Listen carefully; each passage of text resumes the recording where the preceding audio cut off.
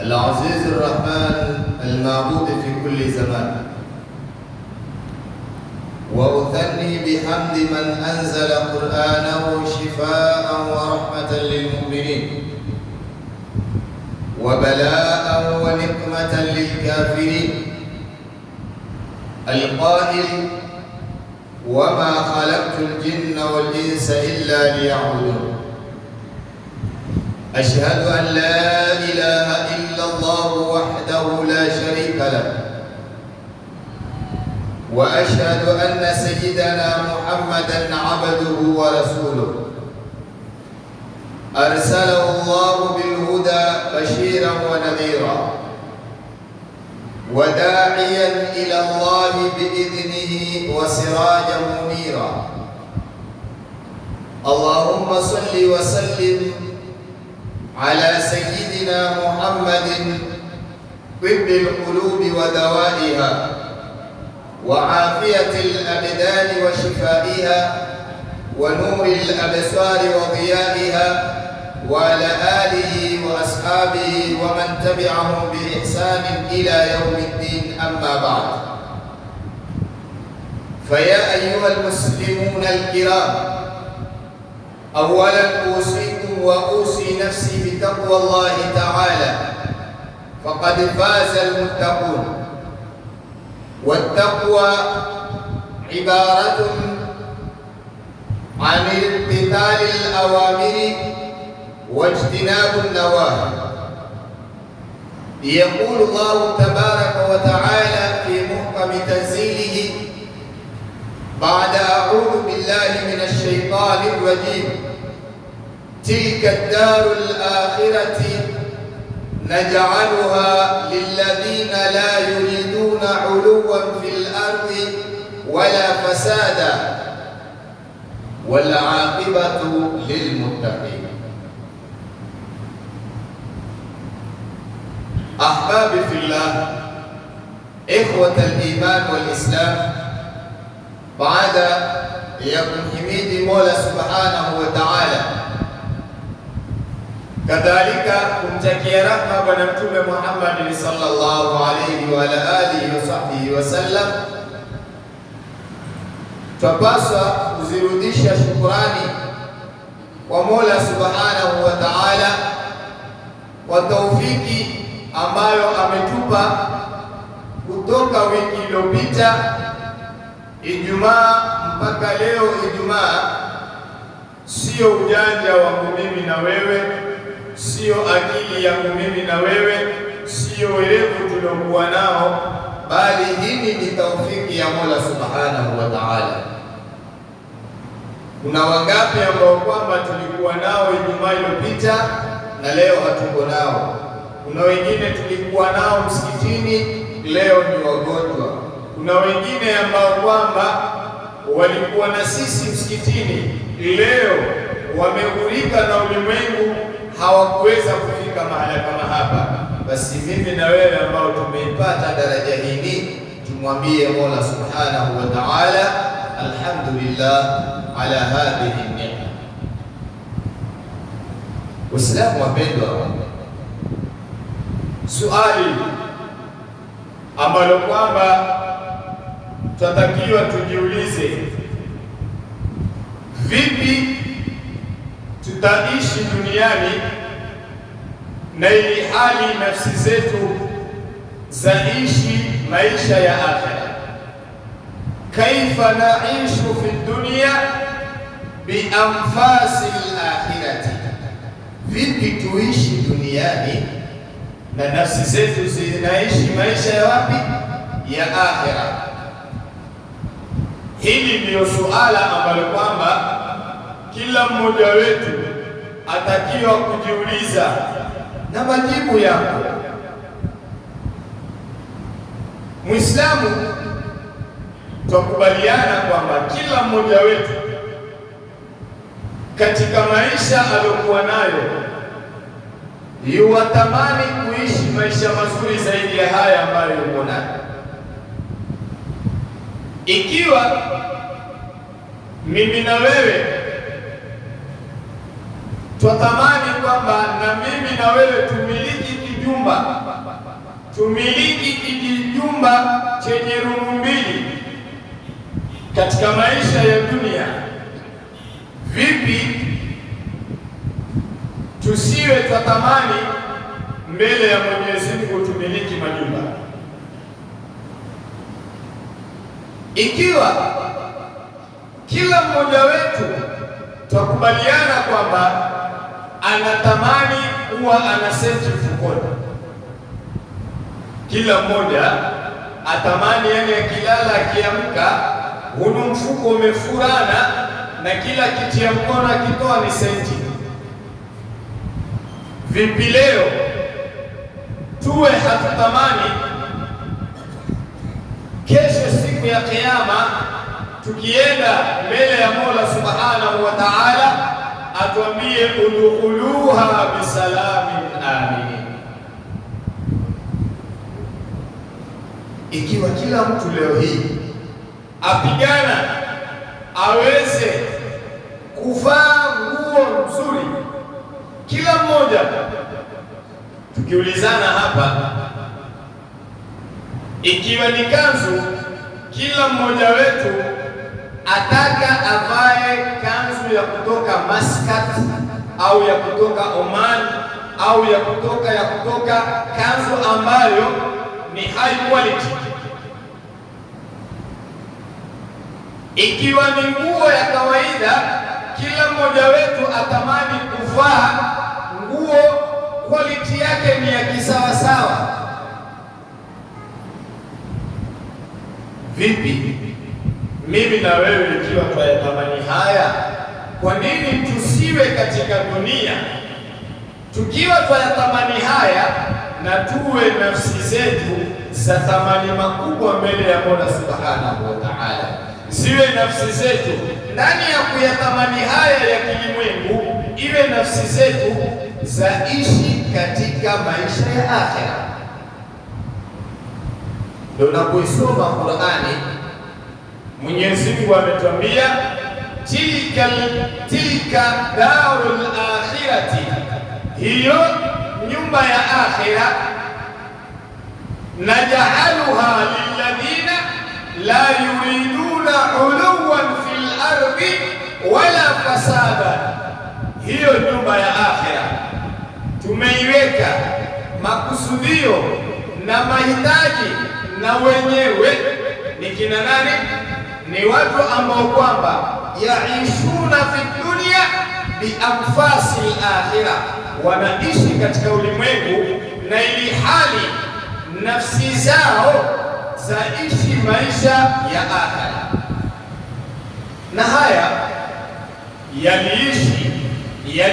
yalikuwepo katika wakati wa masahaba ridwanullahi ta'ala alayhi.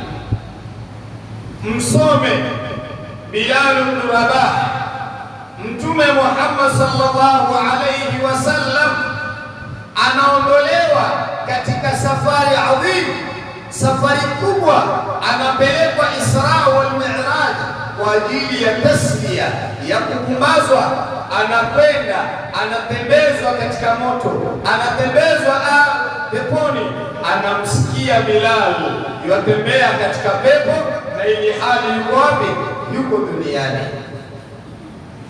Wameishi watu wako duniani, lakini anfasuhum yaishuna aisha al-akhirah.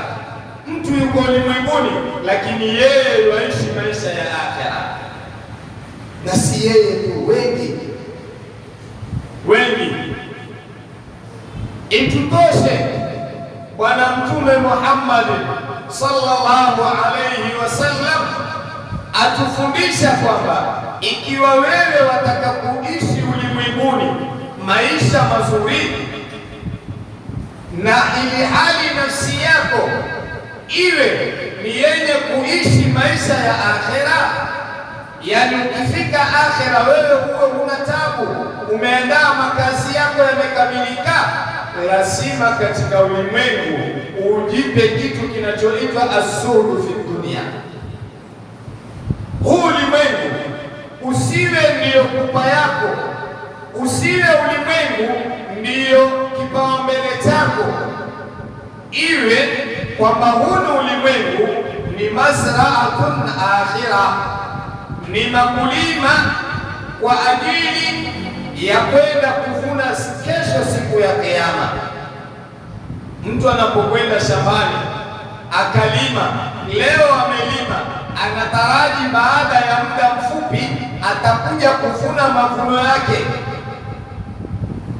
Kwa hivyo mtu anapoishi katika ulimwengu lazima awe na kitu ambacho ni zuri, awe kiasi kwamba ulimwengu haumshughulishi, ulimwengu haumghuri. hiya dunya aqallu min alqalili wa a'shiquha adallu min aldalili tusimmu bisikhriha qauman wa tu'mi fahum mutahayyiruna ila dalili. Dunia ni kitu kidogo ambacho kwamba ni starehe chache zenye kughuri, zenye kumdanganya mtu. Ikiwa ataushikamana na ulimwengu huo, jua kwamba siku ya Kiyama utakuwa ni minal khasirin. Kwa hivyo tunapoishi ulimwenguni, yatakiwa dunia kama hili tuifanye ni jisrun, ni daraja tuvuka kuelekea akhera. Akhera ndiyo makazi ambayo tunatakiwa kwenda kuishi. Mtume Muhammad sallallahu alaihi wasallam atuonyesha kwamba ikiwa watakapoishi duniani, fikiria kuna na akhera. Ili uweze kuishi vizuri akhera hapa duniani, usipandamanie kila unachokiona wewe. Haya maisha ya dunia yaweke kwamba ni maisha ya standard ya wastani, yasikudanganye. Mtume Muhammad sallallahu alayhi wasallam katika hadithi iliyopokelewa na al-Imamu Muslim asema, mali yaqulu ibn Adam, atasema mwanadamu au yuwasema mwanadamu, mali mali. Saa zote mwanadamu atamka maneno haya. Leo ukitembea ulimwenguni, kila unayemuona ukimuuliza, shekhe, una nini saizi mtembeza sala? Wacha bana, dunia yatushughulisha bana, maisha yatushughulisha. Msikize Mtume Muhammad asema nini? Yaqulu ibn Adam, fi riwaya yaqulu al-abdu, atasema mja, mali mali, mali yangu, mali yangu mimi natamani nipate mali, mali yangu yameniondokea, sikuyafaidi. Lakini Mtume anasema nini? Wama lahu min mali illa thalath, huyu mja anayesema mali yangu, hana mali ambayo ameamiliki katika miliki yake isipokuwa mali sampuli tatu. Ya kwanza ni mali ambayo kwamba akalahu fa afna, ni kile alichokula. Mimi na wewe tukiwa tunataka kuishi maisha ya akhera na ili hali tuko duniani, tusiangalie kesho. Kesho ni yangu, tusiangalie mali hayana faida. Chetu ambacho tumekimiliki ni kile tulichokila. Jana umekula nini? Kimekwisha, fahadha malu, hicho ndio chako. Mtume asema cha pili, mali sampuli ya pili ni mali ambayo kwamba labisa, kama ni mavazi ameyavaa, faabla, yakaoza. Wewe ulinunua nguo mwaka jana ukaivaa ikaoza, hiyo ndiyo yako. Tufahamu kwamba waweza kuinunua nguo sasa hivi na ukafariki, nguo ile umeitia mwilini ikavaliwa na mwingine, lakini ile unaoivaa ikaoza, hiyo ndio miliki yako, hiyo ndio unafaa kujifakhiri nayo. Usijifakhiri na kitu ambacho haujakitumia, kwa sababu hauna guarantee nacho. Mtume anamalizia anasema, mali sampuli ya tatu ni mali ambayo kwamba a'ta faqtana, ni mali ambayo amepoa kwa ajili ya Mungu yakakwisha, hana chengine. Wa ma baqiya falaysa lahu huwa dhahibun wa tarikuhu. Galia maneno ya mwisho, Mtume anatuambia nini? Kilichobakia, umekula kikaisha, umevaa kikaoza, umetoa ukamaliza, kilichosalia sio chako wewe. Utaondoka ala wajhi al-ardhi, utabakisha kile ulichokibakisha. Ikiwa umechuma mabenki yako ya senti, ujue ulizokula ndio zako, zilizoko benki ni za watu wengine, zinakuja kula watu wengine. Umejaza madro ya nguo uliyovaa ikaoza, ndiyo yako, zilizoko ndani ya watu ndani kule sio zako tena, ni za watu wengine. Ulichokitoa fi sabilillah, hicho ndiyo chako. Wama anfaqtum, chochote mlichokitoa kwa Mwenyezi Mungu, fa huwa yukhlifuhu, Mola atakuwekea kwake. Wama tuqaddimu li anfusikum min khairin tajiduhu inda Allah, kile ulichokitoa ndiyo chako, ndiyo milki yako. Kilichobakia sio chako, ndugu yangu Muislamu. Kwa hivyo ikiwa wataka kuishi maisha, wewe uko duniani lakini nafsi yako yaishi maisha ya akhera, hakikisha kwamba unaishi katika hadithi kama hii, hakikisha unaishi katika standard kama hii ambayo tumeieleza. Usifikirie kwamba nilichobakisha ni miliki yangu, la, ni miliki ya watu wengine. Mtume Muhammad sallallahu alayhi wa alihi wasallam asema katika hadithi iliyopokelewa na Imam Ahmad, asema Mtume Muhammad kwamba man ahabba dunyahu adarra bi akhiratihi wa man ahabba akhiratihi adarra bi dunyahu faathiru bima yabqa ala ma yafna. Tumesema yoyote atakayejipendekeza katika ulimwengu kama huu ajue adarra bi akhiratahu, atakuwa na madhara akhira yake. Yani wewe ulimwengu ukishakufaa ikawa hauoni, hausikii, hauamiliki, ni ulimwengu tu, ujue wewe utapata madhara akhira. Waman ahabba akhiratahu adarra bidunya, ikiwa mtu atajipendekeza kwa akhira, madhara yake ya dunia si makubwa kama vile kupenda dunia. Lakini Mtume akasema faathiru ala ma yabqa, tangulizeni kinachobakia. Kinachobakia ni gani? Walal akhiratu khairun laka min al-ula, akhira yako ndiyo bora, akhira ndiyo yenye kubakia. Wewe chuma katika ulimwengu ili uende ukapate kwa Mola subhanahu wa ta'ala. Kwa hivyo akhira yako ukitaka ibakie salama, ibakie hauna madhara, lazima uhakikishe kwamba umechuma katika dunia kama hili, ndipo uweze kufaulu akhira. Leo ni wangapi ambao kwamba wamedangamana, wamechanganyikiwa katika ulimwengu kama huu, wamepotea katika ulimwengu kama huu.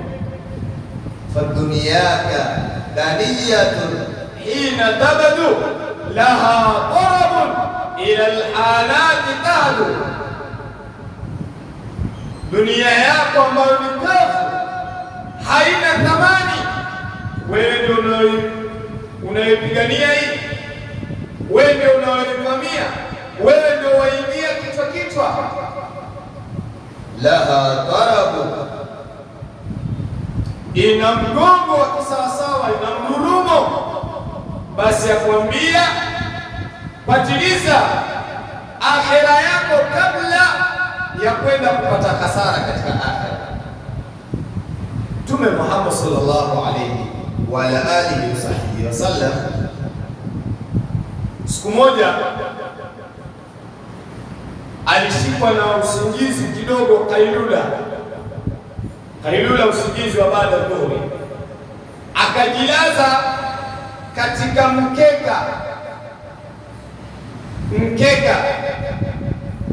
Mahala alipojilaza, baada ya muda alipoinuka, ile athari ya ule mkeka ulikaa kama vile ambavyo kwamba ukilala mahala palipokuwa hapakuwa smooth vizuri, lazima utapata zile athari. Abdullah ibn Mas'ud akaiona ile athari, akamwambia ya Rasulullah, limadha ma amartana, mbona hukutuamrisha linabsuta laka firashan, tukakutandikia tandiko zuri, mina sufi. Mbona hukutuambia kwamba nataka kujipumzisha, tukakutandikia tandiko lenye sufi, ukalala mahala pazuri ya Rasulullah? Leo mimi na wewe tukiambia tulale hapa kwenye ile zulia, hatulali 100%. Watakaolala katika 100 ni 99%, hatutolala 1% ndio atakailala kwenye ile zulia. tunataka godoro, tena godoro la nchi za kisawasawa. Lakini mtume analala mahala kafu. Sayyidina Abdullah ibn Mas'ud alipomwambia hivi mtume akamjibu maneno laini, akamwambia nini? Mali wal dunya, nina nini mimi na ulimwengu? Ulimwengu mimi kwangu si chochote, si lolote. Hapa mimi nimeingia ni mgeni, mimi nimeingia ni msafiri, mimi nimeingia hapa ni mpita njia. Anamwambia mali ma ana walidunia, mimi na ulimwengu, illa karakibi, isipokuwa ni kama msafiri ambaye kwamba yuwasafiri na miguu, yuwatembea, yuwaenda safari ya mbali. Istadhalla tahta shajarati, akafika mahala jua limekuwa kali, hana maji, akapata kivuli, akajikinga kivuli kile ili jua likipoza. Thumma raha fataraka bila, jua likipoza akaondoka msafara wake, akaanza kuelekea tena na kukwenda, akaachana na kivuli. Mimi na wewe tulipotoka majumbani kwetu tulikuwa tusikia dhiki, joto, jua, lakini tumeingia msikitini tusikia raha, feni za tubembea, baridi nzuri. Sasa hivi tukiondoka, kivuli cha msikitini tutakwenda nacho, tutakiacha. Ndiyo mfano wa Mtume Muhammad alipoupiga baina ya ulimwengu na anayeishi katika dunia. Kwa hivyo kumaanisha kwamba Mtume hakughurika na ulimwengu, yeye ameingia katika ulimwengu kama mpita njia. Ndiyo katika hadithi iliyopokelewa na Sayyidina Abdullah ibn Umar anasema, kun fi dunya kaannaka gharibun au abir sabil.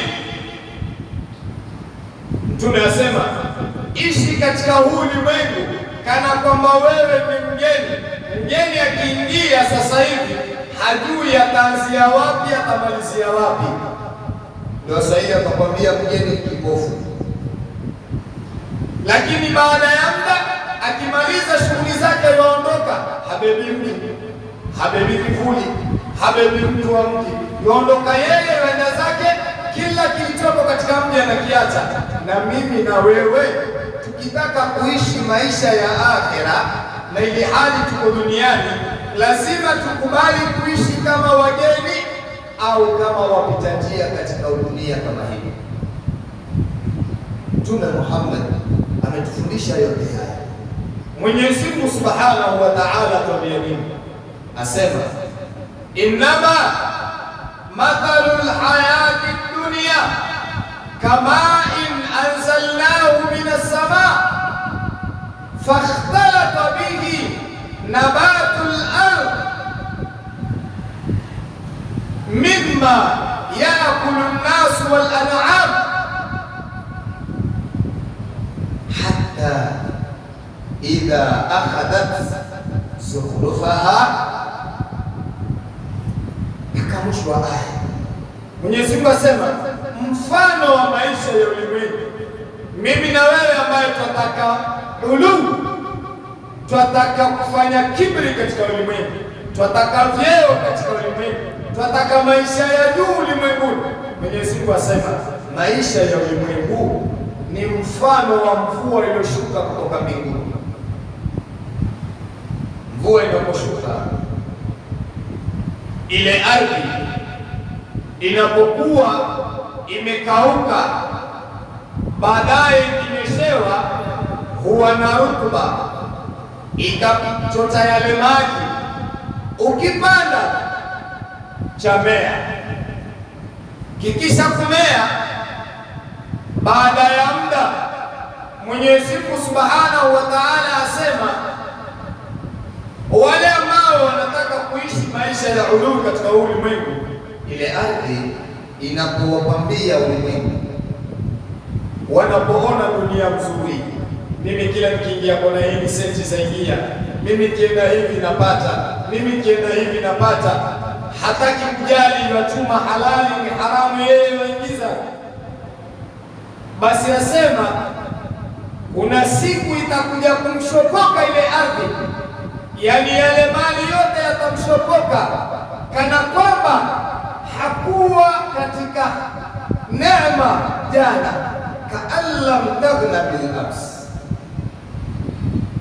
kana kwamba jana hakuwa katika neema. Kisha Mwenyezi Mungu akasema nini? Kadhalika nufassilu al-ayati liqaumin yatafakkarun. Hivyo ndio tunaweka wazi dalili zetu, aya zetu kwa wale wenye kufikiria.